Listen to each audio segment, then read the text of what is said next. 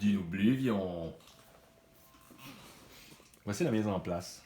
Tout d'abord, on a le plateau de jeu disponible à tous. Et plateau de jeu personnel. On joue à deux. Moi, j'ai un plateau de jeu. Mon adversaire a un plateau de jeu. Ici, nous avons des dinosaures. Comme on voit ici, il y a un petit niveau 2. Il y en a 8. Ici, nous avons un niveau 1. Il y en a 8. Donc, ce qu'on va faire, on va prendre les niveaux 2 et on va se brasser le paquet de cette façon. Très important. Ensuite, on va sortir, on va faire 2 paquets, 3 cartes chaque. Il nous reste 2 cartes, on n'en a plus besoin. La même chose avec le numéro 1, shake the packets. Et encore une fois, 3 cartes chaque, on les met par-dessus les 2. 1, 2, 3. Il reste 2 cartes. Donc ça, c'est des dinosaures à battre. On va tourner le premier. J'explique les cartes en temps et lieu. Et ici, le même principe. On tourne le premier. On le met ici. Ici, on a la pioche commune, qui est appelée le territoire de chasse. Et sur les plateaux personnels, on va tous commencer avec 2 nourritures. On a un recto verso. Fait que maximum, on a 3 jetons. Donc, on peut avoir 6 de nourriture maximum. On commence avec 2 nourritures. Et 2 amis qu'on va mettre ici. Encore une fois, on en a 6 maximum sur notre plateau. Mais on en a 4 de disponibles pour plus tard. Et ça, c'est des dinosaures qui vont nous aider pour battre. Mais on commence avec aucun. C'est encore une fois, c'est 6 maximum. Donc, on en a 6 de chaque. Aussi, ce que nous avons ici, nous avons le clan de la Lune. On a 9 cartes. Et notre adversaire, le clan du Soleil, les mêmes 9 cartes. Avec un dessin différent. Mais ils font la même chose, c'est les mêmes actions. Donc on va déterminer un premier joueur. Pour déterminer un premier joueur, on peut y aller de votre façon, de votre choix, ou bien lancer vos bonhommes, vos 6 bonhommes, puis s'ils tombent comme ça, pas en train de faire du breakdancing, comme ça, celui qui en a le plus, ça sera le premier joueur. Ou sinon, vous choisissez comme vous voulez. Le premier joueur va avoir la massue, très important. Et puis, vous allez avoir un chef de clan, qui sont ici. Il y a 5 cartes de chef de clan.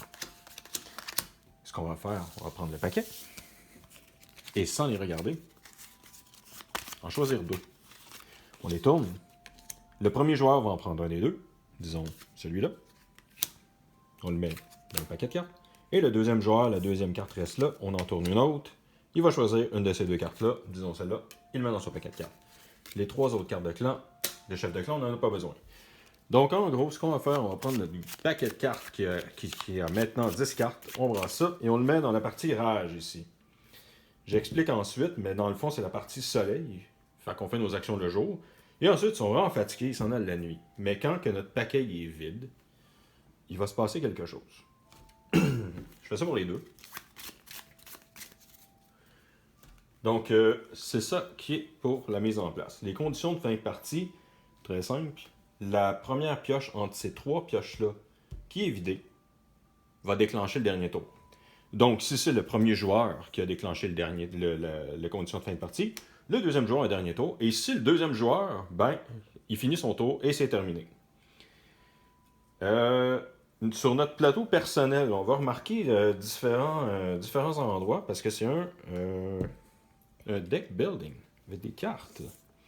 Donc la partie de droite, ça va être la partie qu'on va jouer. Et la partie de gauche, c'est les dinosaures qu'on va avoir tués, les totems qu'on va avoir d'activer, en fait acheter, et les œufs. La partie en haut, c'est une grotte. Fait que je vais l'expliquer dans vraiment pas longtemps. Et puis, ouais, les tours de jeu, on va piger 4 cartes, les cartes qui sont sur le dessus. On les met dans la partie droite. Et c'est à jeu ouvert, bien sûr. Donc, le premier joueur révèle ses 4 cartes et il fait les actions qu'il peut faire avec ces cartes-là. Quand il a terminé son tour, c'est à l'autre joueur. Il va aussi révéler 4 cartes. Il va faire ses actions, et ainsi de suite tout le temps. Donc, disons que j'ai viré ça. Une carte. De quoi ça a l'air? Il y a différentes choses qu'on peut regarder dans une carte de base. Premièrement, ici, on a... Ça veut dire que c'est un membre de la tribu. Fait que c'est un personnage. On voit le visage. Il y a d'autres cartes qui sont comme ça, c'est des mains. Ça, des mains, c'est des cartes actions. Donc, la différence étant que une carte personnage peut être jouée seule. Une carte action peut pas être jouée seule. Il faut l'activer avec une carte personnage. Les mettre ensemble. Deuxième chose qui sont importantes sur les cartes, on a les marteaux ici. C'est votre force de frappe. Fait que ça sert à deux choses, la force ici. Pour aller chasser. Chasser, c'est dans cette pioche-là. J'explique c'est quoi dans pas long. Et la deuxième chose, tuer des dinosaures. On voit la force du dinosaure. Il faut avoir au moins ça. Ou égal à ça. Pour être capable de tuer le dinosaure. Donc ça, c'est la hache. Et puis, l'action qui peut être fait ou pas fait est dans le bas ici. Comme on voit ici, les exploreurs, ils n'en ont pas d'action. Les bananards, eux autres, par exemple, c'est de la nourriture. Fait que ça serait une nourriture de plus. Puis la carte action, elle, la grosse différence, c'est qu'on voit, il y a pas de... on peut pas se battre avec ça. Donc, on voit que l'action, ben, c'est soit ramasser 2 nourritures ou bien piger 2 cartes de votre paquet. Maintenant, pour les dinosaures, parce que ça va venir très intéressant. Ici, ça, c'est quand on a parlé la rage. Fait que quand on va arriver à la rage, donc que notre pile de cartes va être toute pigée, on va faire rage. Puis dans le fond, c'est nos cartes ici de chasse. On va en tourner une de ce côté-là, parce qu'on se rappelle que le dinosaure est ici. Puis une aussi de ce côté-là. À toutes les fois qu'on voit rage, c'est ça qui va se passer. Une carte qu'on va virer de chaque côté, que ce soit mon tour ou autour de mon adversaire. Puis plus on avance, ben là, c'est pour ça qu'on voit les niveaux 2. Quand on va être rendu là, c'est 2 cartes. Fait que ce qui peut arriver, c'est qu'il y a un niveau 2 d'un côté et un niveau 1 d'un autre côté. Fait qu'on comprend que le côté qui est du niveau 2, on le met 2 cartes, puis l'autre côté, niveau 1, on met juste une carte. Et puis, ouais, j'avais pas terminé pour la carte des dinosaures. Ça, c'est la force, je l'ai dit, pour le battre. Et ça, c'est les actions une fois qu'il est battu, ce qui va se passer. Fait que dans le cas présent, les cartes avec les X, c'est des cartes défaussées. Fait que c'est défaussé, puis c'est pas défaussé dans ta défausse, c'est défaussé pour toute la partie. Fait que si, mettons, je défausse celle-là, je l'enlève du jeu, tout simplement. Fait que c'est la récompense d'avoir tué le dinosaure, mais la récompense, elle est obligatoire. Donc, ce que ça veut dire ici, c'est on défausse une carte. On ajoute une carte d'un ou de l'autre côté des territoires de chasse. Encore une fois, il y a une petite règle par rapport à ça. On va prendre le paquet de cartes qu'on veut, à gauche ou à droite, et on va pouvoir ajouter une de ces cartes-là à notre main, sauf c'est des cartes uniques. C'est écrit ici unique. Eux, on ne peut pas les rajouter à notre main. C'est les seuls. Toutes les autres, peu importe la carte, on peut la rajouter à notre main du côté qu'on a choisi.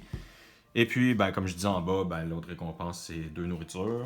Et puis, si on regarde l'autre carte ici de dinosaure qui était sur le dessus, c'était 2 œufs. C'est quoi les œufs? C'est juste des points de victoire. C'est des numéros 1 point de victoire, ou bien 2 points de victoire.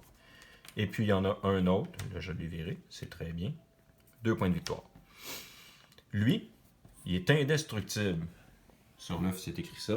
C'est parce qu'il y a certaines cartes au territoire de chasse qui vont permettre de détruire les œufs de ton adversaire. Dans le cas qu'il détruit un indestructible, ben on se comprend, il ne va pas pouvoir casser ton œuf. Ainsi, le sortir de ton jeu. Donc, ouais. Puis le restant des pictogrammes, ben... Ouais, ben... ça. Pas mal pour les pictogrammes. Ben, le dernier que j'avais pas dit, dans le fond, c'est le totem qui est ici. Un totem, c'est achetable. Puis une fois qu'il est acheté, t'as plus besoin de... Parce qu'on voit que c'est une carte brune, avec des mains. Une fois qu'elle est achetée, t'as pas besoin de l'activer avec une carte grise. Donc, les actions. Maintenant, il y a 5 actions possibles. Puis une qui n'est pas considérée comme une action durant le tour. Ça prend rien pour la faire, qui est acheter. Donc, la première action, on va utiliser les haches pour aller chasser. Donc ici, je pourrais chasser de 1 ou de 2. Ce que ça veut dire, c'est que je vais virer le nombre de cartes correspondantes à mon territoire, à ma force de chasse. Fait que si j'ai 2, je tourne 2 cartes du côté que j'ai décidé de chasser. Je peux pas, comme dans le cas présent, en mettre une là et une là. J'ai décidé de chasser ce côté-là, je le mets ce côté-là. Fait que, disons qu'on le fait, j'active... je vais juste en faire un. Je vais activer lui. Oup, il est activé. J'ai chassé de 1, je vais le mettre de ce côté-là. La nourriture gagnée, c'est ça que j'ai chassé. Donc, j'ai réussi à avoir une nourriture de plus. Je suis rendu à 3. Si jamais j'avais tourné une carte comme ça, j'ai chassé dans le vide. ça m'a rien donné de chasser. Mais comme j'ai réussi à chasser avec de la nourriture, ici, j'ai une nourriture de plus. Fait que c'est première action, chasser. Deuxième action, c'est attaquer un dinosaure. Là, dans le cas présent, je suis vraiment loin de pouvoir attaquer un dinosaure. J'ai vraiment pas la force, mais la seule chose que ça ferait, c'est que on jumellerait plusieurs haches ensemble. On jumellerait des dinosaures ici, si on en a. Puis on va aller chasser le dinosaure. Fait qu'on va prendre la carte dinosaure avec un minimum de 9. Puis il est mort, puis on prend les bonus. Donc ça, c'est la deuxième action. La troisième action, jouer une carte brune. Là, je vais réutiliser celle-là. En principe, je peux pas. Une fois que la carte est utilisée, c'est terminé. Mais pour les fins de l'explication, je vais jouer une carte brune. Donc, on s'entend, les cartes grises, c'est des bonhommes. Les cartes brunes, le contour est brun, c'est des cartes actions. Donc, pour activer cette carte-là, il faut que je l'active avec elle. Fait qu'on comprend qu'elle, je l'ai utilisée. Je ne peux pas la réutiliser. Donc, j'ai activé ma carte action. Et ma carte action me permet soit d'avoir 2 nourritures ou 2 cartes. Je prends celle que je veux. Disons que je veux 2 cartes. Je vais utiliser celle-là maintenant. J'ai pris l'action de 2 cartes. Je vais aller piger 2 autres cartes.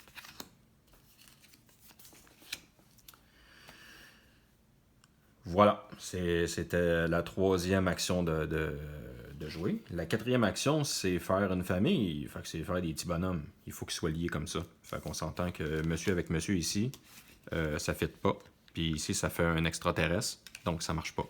Fait qu'il faut que ça fasse un meeple complet. Une fois que le meeple complet est fait, oh, un petit bonhomme qui est créé, on va le mettre dans notre réserve personnelle et ces cartes-là ont été jouées.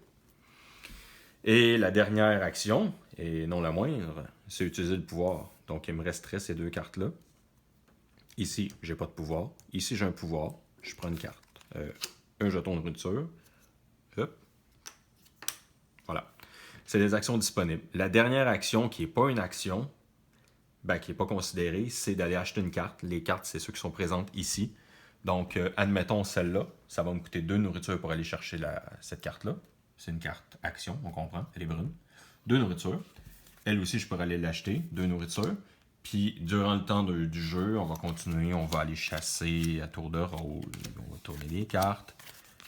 Et puis, disons qu'on est rendu à ça. Pour aller chercher cette carte-là, ça me coûte 3 bonhommes comme ça. Une fois qu'ils sont achetés, on les défausse. On va chercher la carte. On l'ajoute à notre défausse, la carte qu'on va aller chercher. Une fois que notre tour est fini de jouer, on ramasse nos cartes et on le met dans notre défausse. Ça sera à l'autre joueur de jouer, l'autre joueur va faire ses actions, ça revient à moi, on continue à jouer, on tourne encore 4 cartes. Et puis là, je suis arrivé, j'ai plus de cartes, j'ai fait la rage, une carte de tournée ici, une carte de tournée ici, et j'ai ces cartes-là pour jouer. Là, en ce moment, on a des cartes, des fois, qu'on veut garder pour un prochain tour. Ça sert à ça. Une partie ici, ça s'appelle la grotte. Fait que je peux prendre une carte de ceux que j'ai pigés, des cartes que j'ai pigées dans mon tour, et le mettre dans la grotte. Fait que ça fait en sorte que, à un prochain tour, ou même au tour présent, je peux l'échanger pour une autre carte. Et puis, si je le décide de le faire au prochain tour, ça veut dire que j'ai 5 cartes, en gros. Fait que c'est comme une réserve, si on veut. Puis c'est ça. Fait que je joue mon tour, admettons. Bon, j'ai fait les actions. J'ai gardé celle-là ici. Je reprends ma défausse. Je brasse ça. Et les prochains tours, on continue comme ça. Jusqu'à temps que, je l'ai dit, qu'une des 3 conditions de fin de partie soit faite. Et puis, là, j'ai, juste pour les fins de le montrer, là, gagné des trucs. Ici, ça, c'est les cartes pour gagner eux. Ces bonhommes-là. Fait qu'on voit que c'est une carte grise. Fait que je peux décider d'activer l'action, de faire l'action. Je gagnerai un bonhomme de même, puis une nourriture.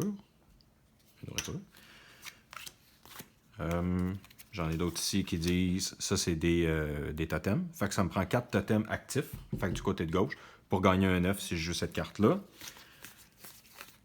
Ici, ce que ça me dit, c'est que ça me permet de faire une carte. Le pouvoir me dit que je peux jouer une carte brune, sans dépenser de carte grise, et d'aller repiger une carte de mon paquet. Lui, ça me permet de faire des familles des deux côtés. Un Go-Go Boy. Et puis, voici nos cartes totem. Donc, la carte totem étant une carte brune, quand on veut l'acheter, on dépense bien sûr une carte grise. une fois qu'elle est dépensée, elle s'en va de ce côté-là. La particularité des cartes de totem, deux choses. Premièrement, chaque totem, chaque icône de totem va me donner un point de victoire à la fin de la partie. Et deuxième chose, c'est que cette action-là, plus besoin de carte grise pour l'activer, et elle est là pour toutes les manches. Donc, à partir de maintenant, je peux avoir un bonhomme de plus à toutes les manches. Puis, celle que je disais pour détruire les œufs, ben, c'est celle-là. Fait que tu détruis un œuf de ton adversaire. Fait que la façon que ça se passe, disons que mon adversaire détruit un de mes œufs. J'ai un œuf de disponible. Il me dit, je te pète celui-là. Là, je lui montre. Qu'est-ce que c'est? C'est un numéro 2. Je le remettrai là-bas. Si c'est un indestructible, je l'aurais gardé. Et puis, ouais. C'est pas mal ça pour ce qui est des cartes. Là. Le reste sont assez... pas mal toute la même chose. Là. Toujours la même iconographie. Fait que c'est ça. Une fois que la partie est engagée, on a 4 façons de faire des points de victoire. On va prendre toutes nos cartes. Disons que ça, c'est mon paquet de cartes final. On va prendre toutes nos cartes et on va essayer de faire des familles. C'est ça que j'ai fait une famille ici. Ça marche pas. Une autre famille ici. Une autre famille ici. Et ici. Donc lui, il ne forme pas de famille.